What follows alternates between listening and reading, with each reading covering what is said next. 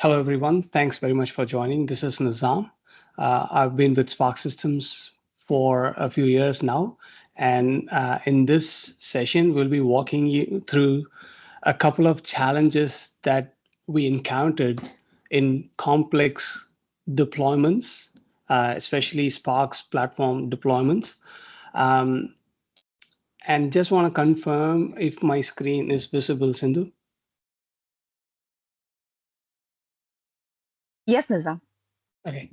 Um, so this session is a slightly advanced session. So I'm not going to be walking through the introduction or basics of what are the cloud platforms that we offer, what are the different variations, how we can support in lifting and shifting an existing EA setup from on-premises to cloud, or how we can actually tailor a custom solution for your existing cloud deployments. So there are various solutions and services that we can talk about, but there are already sessions where we have explained those in detail. I have shared these links in the chat window as well if you want to quickly refer to them now or later.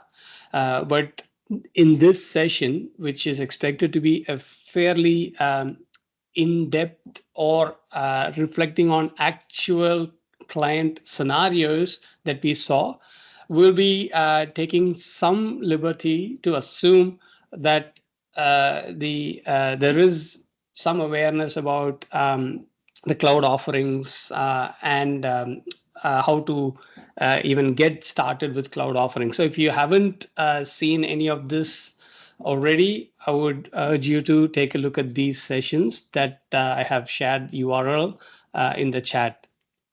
So jumping straight to the actual crux of this session, I'm going to demonstrate with examples 5 interesting deployment scenarios that we have come across in the last 3 to 4 years of continuously working with Sparx EA customers who have either started with a full cloud deployment or they had existing legacy setup that has been in operation for a decade or so with a lot of I wouldn't say technical debt, but like huge repositories with a lot of branches and variations that they have accumulated over a period of time, and how we help them migrate and streamline their deployment so that they get the best out of whatever they have paid for. So to start with, we'll be looking at one of the most common scenarios that we come across, which is how do we operate in highly secure environments, which is pretty much every single cloud deployment that we come across. But still, there are particularly some instances where the level of scrutiny or the kind of contingency that is required is so high, the barriers or the expectations are so high, and we need to come up with innovative custom solutions to address those scenarios. So in terms of highly secure cloud environments, as I said, every single deployment that we do is kind of making sure that it's at most safe and secure. It's compliant to the ISO standards and SOC 2 and whatnot. But still, there are specific requirements that we have seen time to time, and that's what we are going to look at with one example here. It's usually around having a private network, limited access to anything that is outside the private network, being unable to give access to anything that is dynamic. So there's various cases that we see on a day-to-day basis. In this particular example, which is around a retail bank in the UK.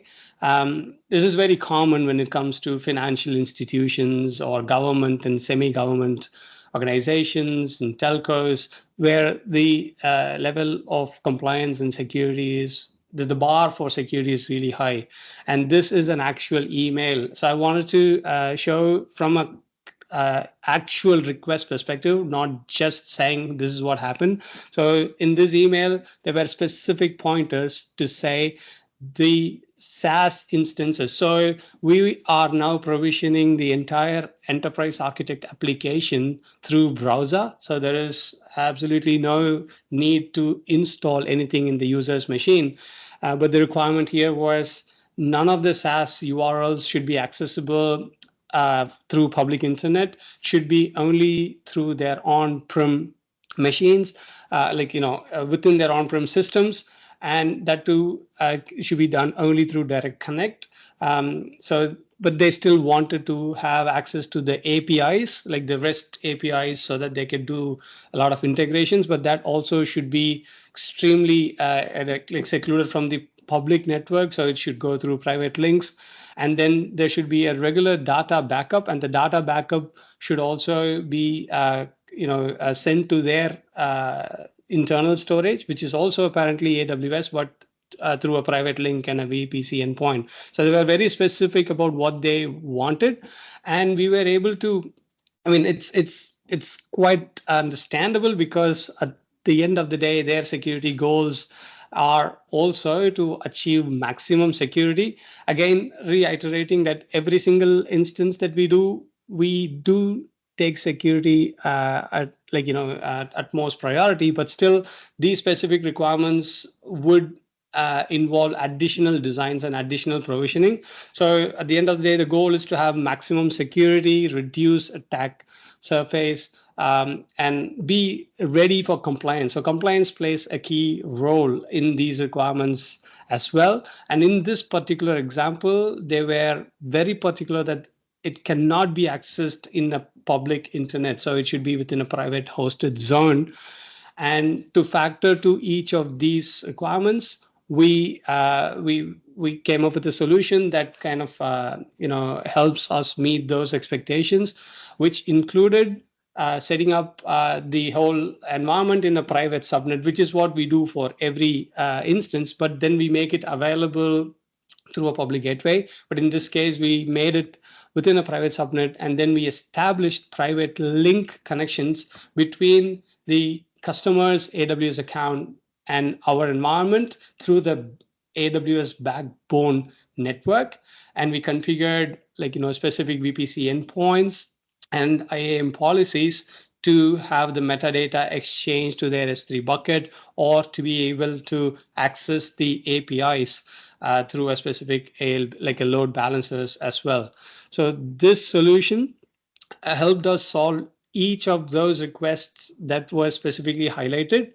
And the way we do it is we take those requirements, we tailor, if needed, our usual deployment to meet those requirements, have an internal approval with their architecture or InfoSec team, which is all part of the enterprise deployment. But we make sure it's all documented, well articulated to them.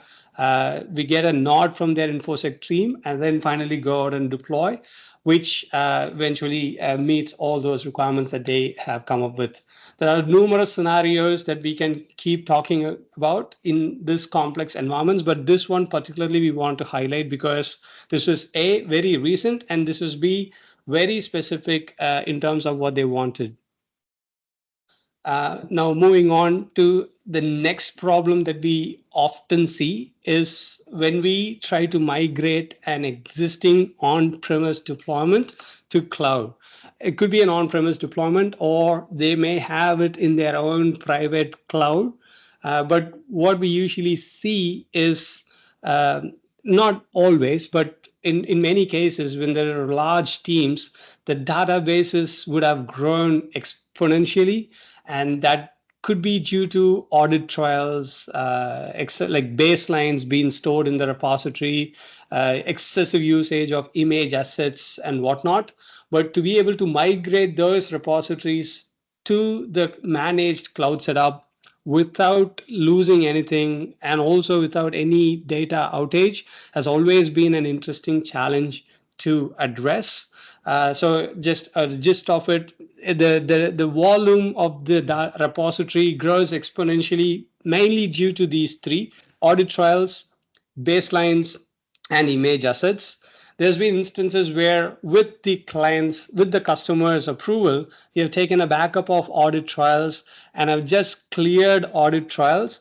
That would have reduced the size of the repository by up to 90%. That was like, there are instances where it was a big difference between before with audit trials and without audit trials. There's been multiple steps we have done to address this.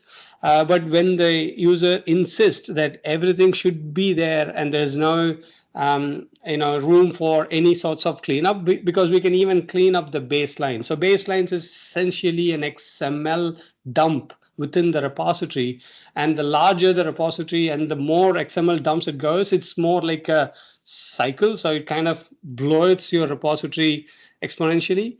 So we could do a fair bit of cleanup before migration as well. But in instances where the users insist that everything should be as is, we still have managed to do that successfully. There are different solutions that we have adopted. This is an actual scenario where is a large telco. No, so this is it's a large logistics company, which we helped migrate from their existing Azure environment to an AWS environment. And to their surprise, when the repository was set up, it was just around 2 gig, but it has increased to more than 26 gig as in a few years, like nearly 3 years. And as I said, this is mostly due to the audits and baselines. We were not allowed to go into this repository and do any sorts of cleanup, but we assume that's what the reason was. But then there were close to about 800 plus modelers working on this repository every day. So it's almost like a business critical application. And the requirement was to have absolutely minimal downtime, and there was like zero tolerance for data loss. And there was a mandate to have the comms sent on a regular interval in the scheduled downtime. So we were given very stringent guidelines on how to operate, but the database was close to about 26 gig. As we would have expected, like initially we tried to do the EA project transfer, the utility within Enterprise Architect to do the project transfer. It's quite effective when the repository size is in the normal range, but anything like this was taking like unusually long time. Like the conversion was going for more than 40 hours nonstop. And if there was even a slightest interruption, it was stopping. And then there were multiple attempts that were required to even do this. So in any of these instances, we first do a non-prod migration, a test environment where the migration is done. The users are invited to test it, make sure they're comfortable with it before we do a production run. So when we were trying to do this, there were like multiple attempts required, and there was always data integrity issues in the migrated repository. So when we figured out like this is not really the solution that would ideally work in such scenarios, we started kind of researching on the best tools that are available. So we kind of were able to get our hands on the cloud basics from AWS to do the data migration, and that was remarkably faster. And to do that, we also have to establish a proper connection prior. So we have to do the secure whitelisting between Azure and AWS, and to make sure that the post-migration data is like the data integrity checks in EA has to be run on a regular basis after migration to make sure there's no data loss as well. And we have done this in multiple instances. There's been instances where we did it from Azure to our cloud environment, which is mostly AWS, or there's been instances where it's been on-premise to AWS or another AWS instance to an AWS instance, in which case we have used the AWS's DMS migration. But these different tools, once we started using them and defined a set of automated ways to make sure the data integrity is correct and there is absolutely no data loss. We have like a set of automation that we have built to make sure there's no data loss. We were able to get these migrations done quite seamlessly. And this was just a testimonial to say, after all that stringent constraints that were given to us in the migration, the users did a thorough testing of it, and they were quite happy to go ahead and decommission the old Azure setup in a few days. So this is a successful result, but to get to here, we had to do a number of attempts, do a fair bit of R&D to arrive at the right tools to get it done. So just moving on to the third challenge that we have faced quite, I wouldn't say quite normally, in almost every instance, is to have a proper federated SSO set up in the cloud hosted environment. In most cases, it will be fairly straightforward, but there are instances where there's going to be more challenges to address. In the first place, why is SSO so important? I'm sure everyone in this call is quite aware of this, but the more cloud adoption we see, the need for an enterprise SSO has become very prominent.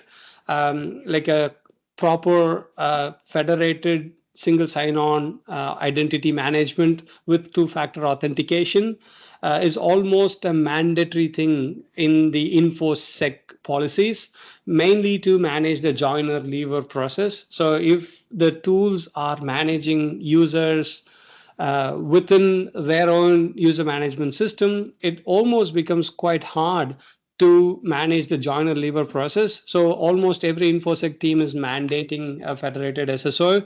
So this is a step that is mandatory in every deployment, I would say.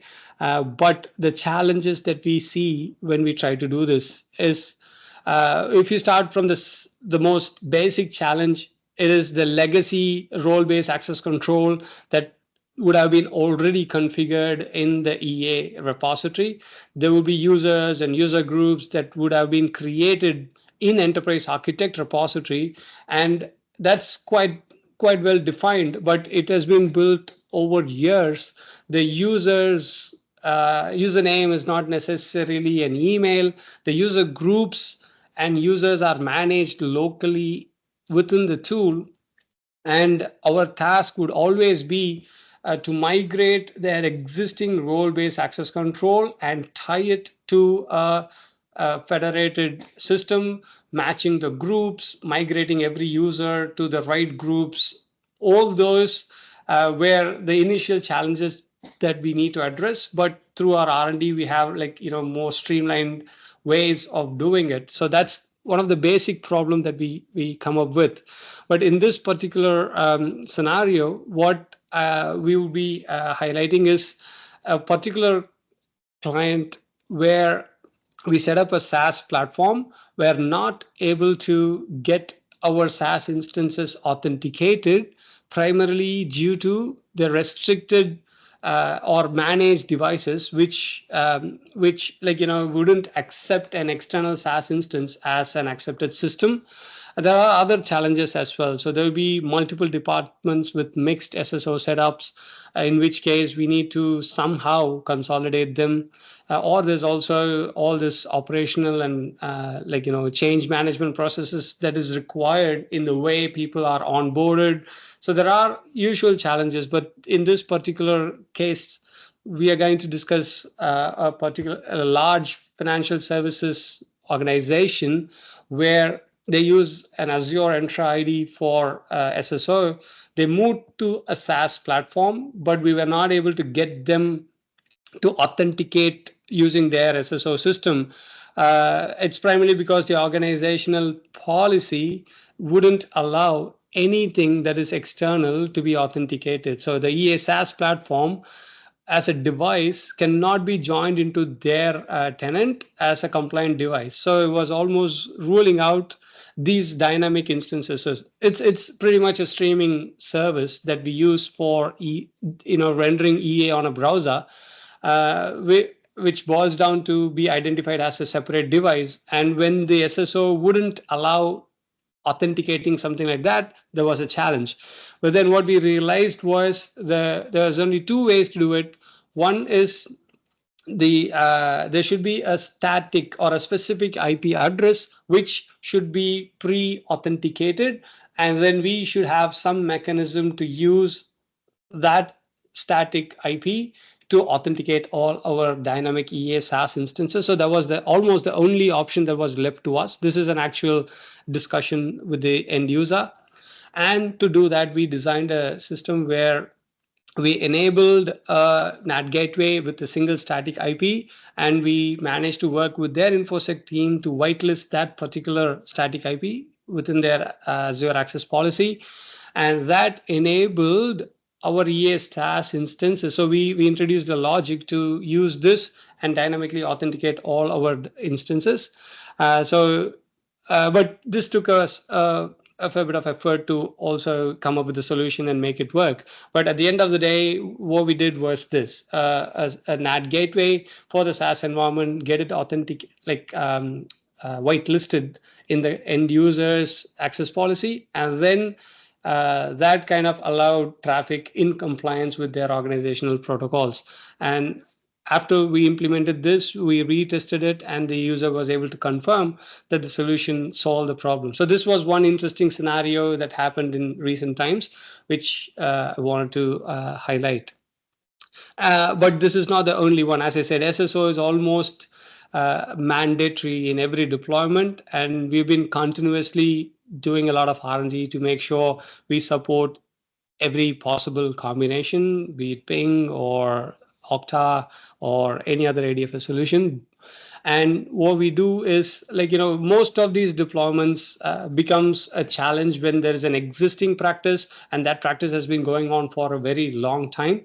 And this was one of those instances where we migrated from an existing EA on-premise setup, and they were using Okta. So we migrated, we tested, and we validated. And this was in the process of migration, so they couldn't even enable it in the long term, but we need to verify it. So this was one instance where we verified using Okta. And this is an even more interesting scenario where this whole process was almost 6 weeks long because of the challenges in getting all the team from the user side on board to do it. So you could see the mailing list going like 4-5 lines, but that's how big the team was who was kind of involved in doing this migration, getting the users from the legacy or role-based access control converted into the new system, a group admin in each of those departments to be able to test the migrated or the non-prod system. So it was quite a tedious process to get such a setup converted, but we've been continuously doing a lot of R&D to address those, automate it, and make it simple. And it's more often than not, almost pretty much every day, there'll be a new challenge. So this is another cloud setup, but where there is an issue. So they have tried to do the SSO themselves, but at the end of the day, they were not able to make it work. But then, because we have the knowledge or IP, the experience doing it, we were able to point them to the right direction, and that the small hint would solve major hurdles. And this was one another example of those. So setting up an SSO, though it sounds quite straightforward, this is one of the most important steps that we see. We will have continuous interesting problems from the user side. We have fine-tuned our process to make sure this is done smoothly, but still this requires the end users teams to be involved. So we need to give them enough notice, engage the right people. So a cloud deployment, this is the major or a critical step to to address before it goes live. So it's been always an interesting task to implement the federated SSO. Now, just moving on to the next topic, which is distributed teams. Whilst 80-90% of the teams are in one geographical locations, the large enterprises whom we have worked with, it's very common to have teams across continents. I mean, there's across states is common, but there's mostly teams across continents, and most of them would have had a fair bit of challenge when there was an on-premise setup. When you have a thick client and you're trying to access repositories in a different geographical location, it kind of makes it quite interesting. So our success has been in enabling performance, like high performance for distributed teams. And this could be teams who are in multiple regions or multiple continents accessing EA repositories. And it's very often needed because the experience should be consistent for all users.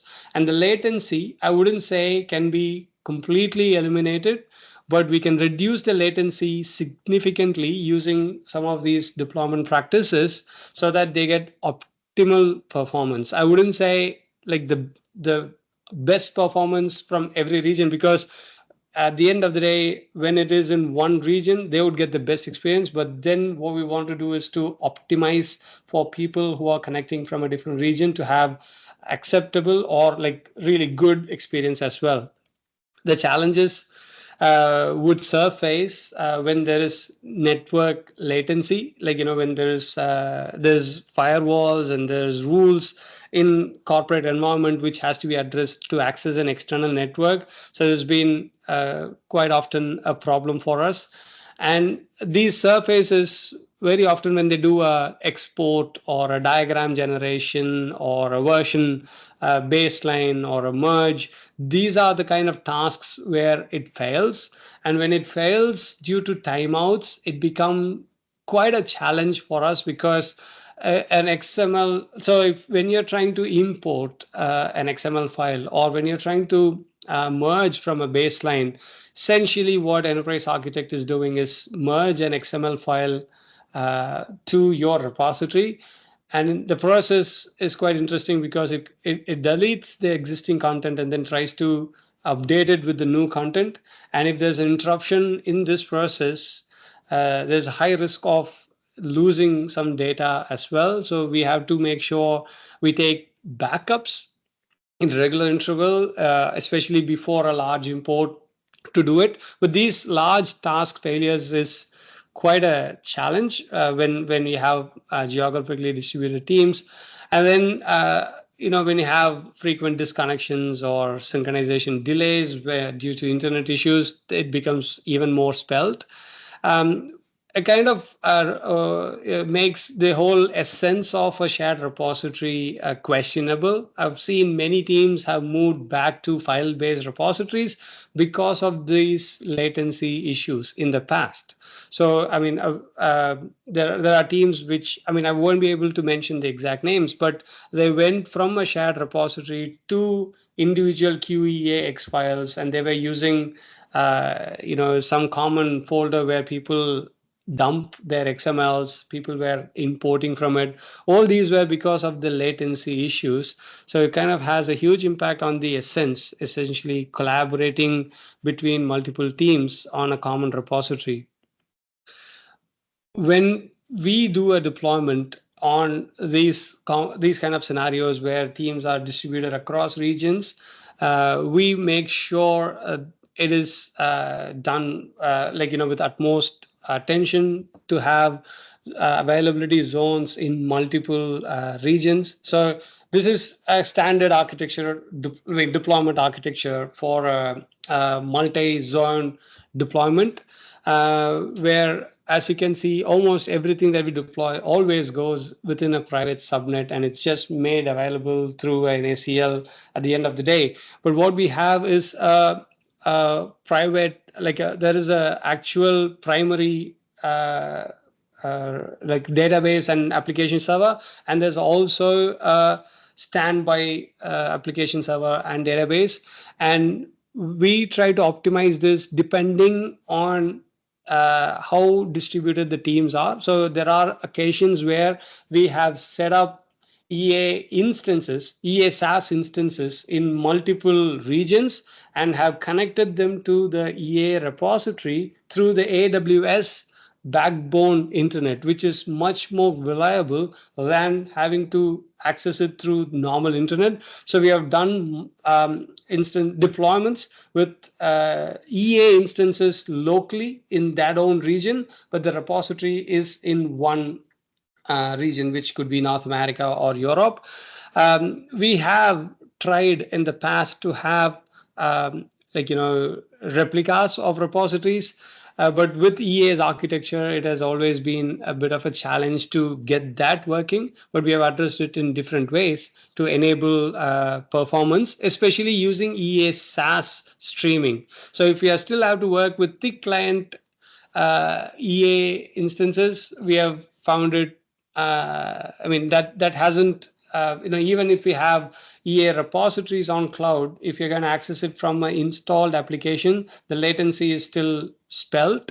But with the SaaS deployment, we have seen the performance optimization quite evident, and these are some of the examples. So we have had people reporting to us that they have tried to transfer a local project to a shared repository and it fails due to timeout issues or delays.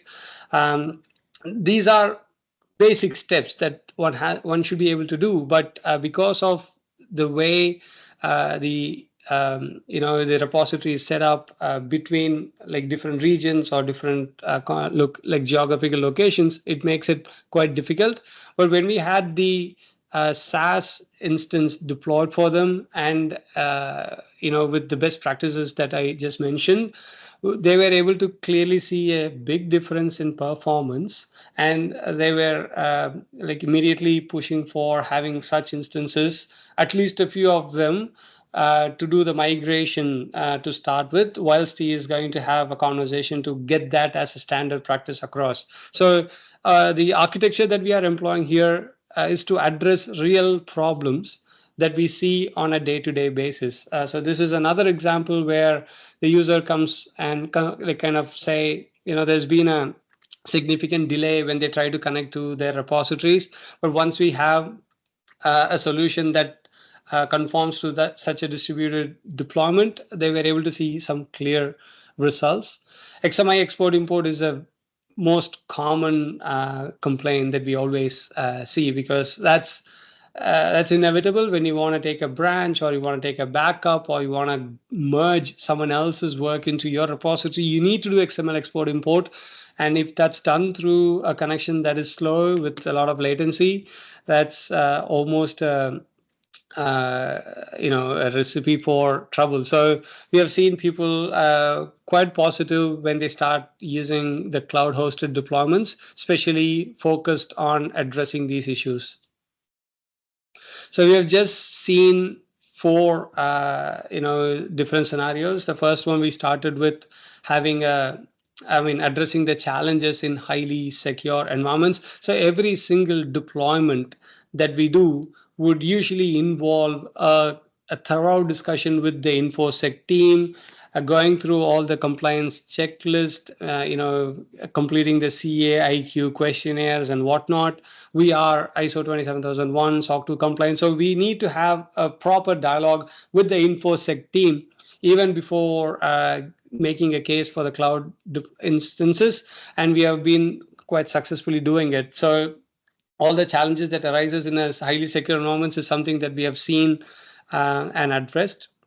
And then we looked at how the large EA repositories, migrating them to a cloud environment, there are different ways, like cleaning it up, trimming it down, or using some of the advanced tools to migrate. And then we looked at how the SSO implementation, although it sounds quite straightforward, has its own set of challenges and complexities. And we have worked on at least 200 different deployments now, making our team quite experienced to address such different scenarios. But we have been always focusing on continuous R&D to come up with the latest ways or the innovative ways to address those challenges as well. And then we also looked at setting up a high performance deployment for distributed teams, which is very common in large enterprises. But nevertheless, that is also applicable even if your teams are distributed across different states or within like different countries within Europe. You can still achieve performance optimization by doing proper setup for distributed teams. And the last scenario that I want to highlight is to have advanced disaster recovery, kind of included in the setup. This is an interesting example that I want to show, but we make sure the environments are configured to support disaster recovery in any cases. So it could, I mean, depending on what the end user expects, it could be multi-zone disaster recovery or it could be multi-region disaster recovery. Why I'm emphasizing these two scenarios is because we would have, I mean, when we initially thought we would go with multiple geographical locations for the disaster recovery, but then the data residency clause in the security questionnaire would specifically mention that the data should not reside anywhere outside that country or that particular continent. That would mean we can only go with multi-regional setup so that the disaster recovery will work within, if it is within the same region. But if there's a outage in the entire region, it may have a challenge. So we have solutions for different scenarios. So in this case, all our setup emphasizes on backups and 24/7 monitoring. So it's not that we do it only for the instances where specific DR expectations are set. I mean, of course, when the DR expectations goes higher, we do more advanced measures to address it. But all our setups has regular database and application backups, and that's done twice a day and retained up to 14 days. And that will help us to have a maximum recovery point objective within 12 hours. So we do twice a day, retain it for 14 days, and each one of these are configurable. There are users who said the backup should be stored for a very long extended period of time. There are users who have requested for backups in a more frequent basis. All these are configurable, but every single standard deployment of ours takes all this into consideration, and we have a real-time monitoring using AWS Cloud Watch and Site 24/7 applications set up in all our instances to make sure any outage or anything that could fall apart is immediately addressed and the instance is up and running. But now coming to the disaster recovery part. So all those are standard operations.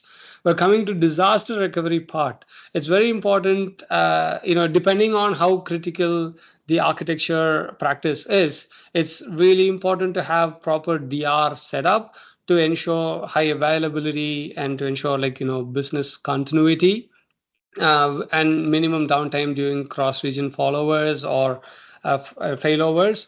I mean, there was a recent outage that we all know with AWS as well, and we saw in the 2-3 instances where cross-regional DRs was enabled, whatever should have happened automatically. So the lookup happened automatically from an alternate region, and there was almost no outage in the environments where we had such setup. Not everyone goes for extended DR setup, but that's something that we can enable. And as I said, we do our setup across zones when people have issues with data residency, or ideally it should be done across regions, or like countries, like different geographical locations. I mean, especially continents. I mean, if possible, there are some clients who wanted this way, and some people who just wanted a different zone. We have solution for both. But this is an interesting example that I want to highlight.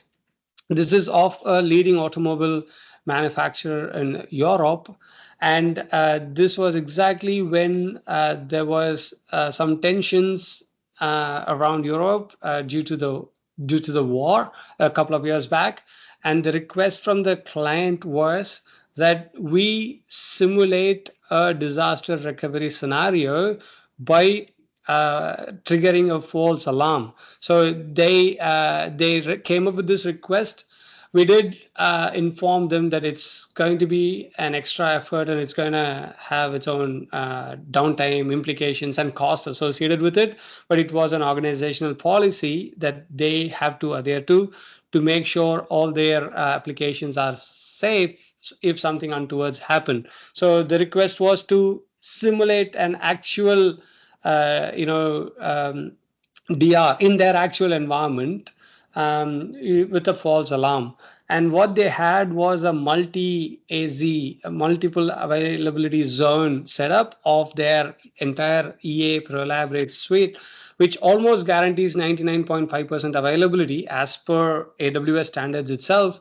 But we were given some recovery objectives. So the recovery point objective was it should be within 12 hours. And the recovery time objective that the user gave us was 24 hours, before which they wanted their entire application set up, all their users, user configuration, repositories, everything pretty much back to normal, even after simulating a DR scenario. So what we did as a DR simulation step was we actually raised a false alarm. We informed all their stakeholders well ahead of the test. We were also informing them every 30 minutes of the downtime. But then the data restoration from the alternate zone was initiated automatically based on our DR. This whole process was required. I mean, they wanted us to record the whole process and give it as a documentary evidence to their team. So we recorded pretty much the whole process for them. And then finally, when everything was back and up and running, we verified the configuration, service status, and ensured full service restoration happened. And the actual outcome was way better than what was given to us as an expectation. So the full environment was restored and operational within 90 minutes. That was well within their RTO. And we provided a 30-minute interval updates to all stakeholders throughout the process. And we also were able to deliver a comprehensive root cause analysis report the end of the exercise, confirming all SLAs were met. So this was a very interesting exercise because it is almost like an insurance policy. We don't know how it works until we really want it, and we want it only when something untowards happen. But in this case, the client wanted to simulate it in an actual environment, and when we did it, it was, I mean, I shouldn't say it's a learning, but it was quite an experience because we were able to see really positive outcomes, even better than what they set as a recovery objective for us. So in summary, these were 5 different deployment scenarios that I wanted to highlight. I mean, I have done a number of presentations on the cloud platforms, how it works, what are the different options that are available, and I'll be more than happy to have a call or a discussion with anyone who is interested to explore those options. But in this session, we want to dive into the specifics. I know I skipped a lot of basics. It could have been a bit vague to someone who is new. My apologies for it, but I wanted to make this a bit technical, a little pointed to the actual problems, so that if something like this is happening, or you kind of encounter some of those, there are solutions that are already defined for it. So we went through these 5 different scenarios, which is very common. There are more. I mean, I had to trim my slide by a significant number to ensure it's not boring. It's already 45 minutes, but it's also within time. But if anyone is interested to have uh, a detailed discussion, I'll be more than happy to connect and discuss. I'll just quickly see about questions, if there are any.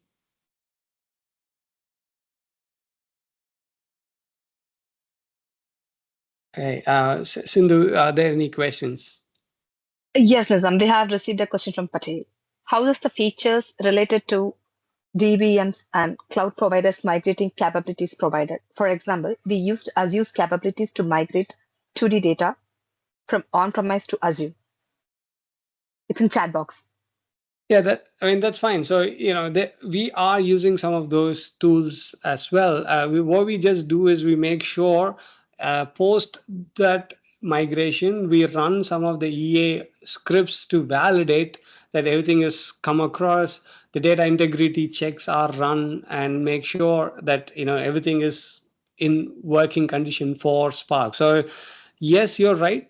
Using some of those tools, I even mentioned the name of those tools, but we just make sure that's tested and validated within EA's perspective to make sure it's there's no data loss. So even in that particular example, I think I did not mention, but even after all the integrity issues being checked and addressed, users would come back to say, hey, I'm trying to execute this particular script, but this script stops somewhere. So there could be minor issues. So we have addressed a lot of those anomalies that arises after migration through extensive automation, or validation from an EA's perspective. That's all we have done on top of it. Thank you, Nizam. We have another question from Sudipta. So the on-premise tool is causing a lot of latency and server crashes. We had to do a lot of workarounds. No concentrate support has been provided. So far, are those covered fully in the SaaS platform? Yeah, absolutely. See, the one of the things with the setup at times with on premises is the performance. I think that's sort of what we mentioned. So we try to address those issues to a great extent in the cloud setup. I mean, there could be, there are multiple things in it. So even an on-premise setup, we have ways we can assist with an on-premise setup as well. So we call it assisted deployment to make sure it's done in the most optimal way. But when you look at cloud deployments, it's definitely intended to address those performance issues.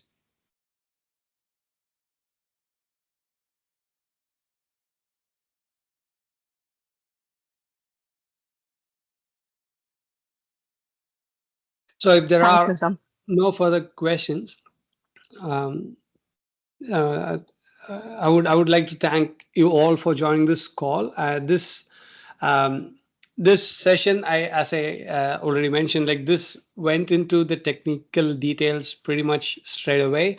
But if you want to have a look at the introductory videos, I've shared the links to the introductory videos on what the cloud platform is and how we can assist in migrating your existing repository. I mean, Sindhu, if you could share those links once again, that'll be great. But if you have any questions that you want to discuss in detail, you can always reach us in using these emails, sas@sparxsystems.com, or visit sas.sparxsystems.com.